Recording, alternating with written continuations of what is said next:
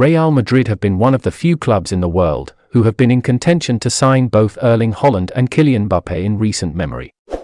The Spanish champions were close to completing the capture of Mbappe during the summer, before the striker eventually opted to extend his contract at Paris Saint-Germain.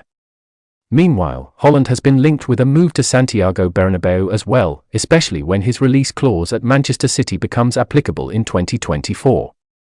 Amid all the talk going around the future of these two individuals, La Liga president Javier Tebas has recently commented on Real Madrid's spending ability, suggesting that they are the only Spanish club who are in a position to land either Mbappe or Haaland. If Haaland and Mbappe ever came to Spain, only Real Madrid will be able to sign them, said Tebas on El Chiringuito. Tebas' comments come at a time when Haaland's agent, Rafaela Pimenta, has hinted at the forward's potential move to Barcelona by praising the club president Joan Laporta. However, the Catalans are not in contention to sign the Norwegian anytime soon due to the financial implication of the pursuit. Even Real Madrid could find it difficult to conjure up the youngster's reported release clause worth €200 million that will be applicable in 2024. As for Mbappe, discontent between him and the PSG board was reported earlier in the season. But those speculations have since died down, and it appears matters could be resolved if PSG end up sanctioning the sale of Neymar in the coming summer. Real Madrid, therefore, are not likely to sign either Mbappe or Haaland in 2023. They are, instead, focusing on their priority target in Jude Bellingham, who could be available at the end of the season, albeit at a premium.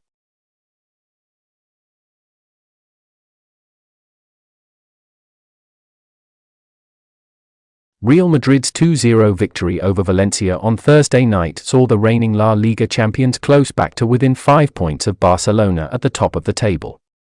Second-half goals from Marco Asensio and Vinicius Jr. were enough to see off managerless Los Che.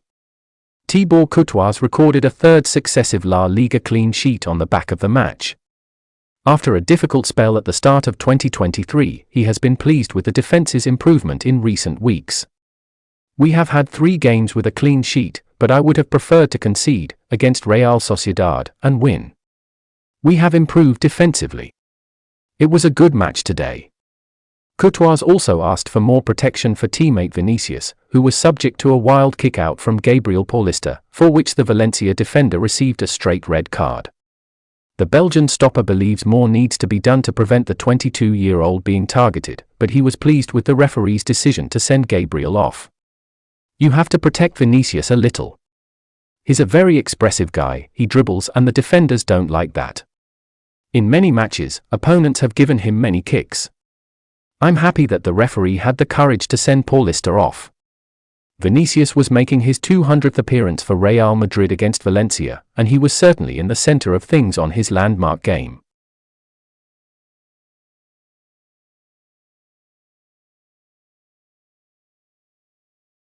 After the disappointment of dropping points on Sunday against Real Sociedad, Real Madrid will be delighted to be back on track in La Liga after defeating Valencia 2-0 on Thursday.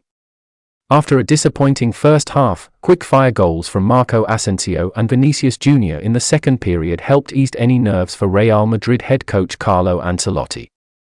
The Italian admitted that his side struggled for vigor in the opening 45 minutes, but they were better after the break. He was particularly with the showing of his Brazilian superstar forward. In the second half it was easier to put energy. Vinicius suffered a lot at the first half, but in the second his physical level made the difference. The one downside for Real Madrid on Thursday was more injuries. Eder Militao was forced off in the first half, while Karim Benzema had to be replaced after an hour. Ancelotti confirmed that his captain is fine, but the news is less promising for Militao.